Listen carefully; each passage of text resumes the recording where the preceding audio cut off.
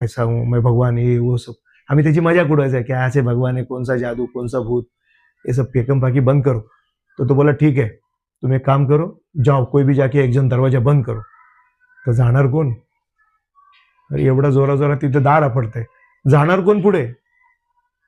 तर सगळे नाही, काय कोण काय बोललं नाही. तो बोलला मैं बंद करू. आम्ही त्याची मजाकच उडवतो ना, हा करो करो देखेगा.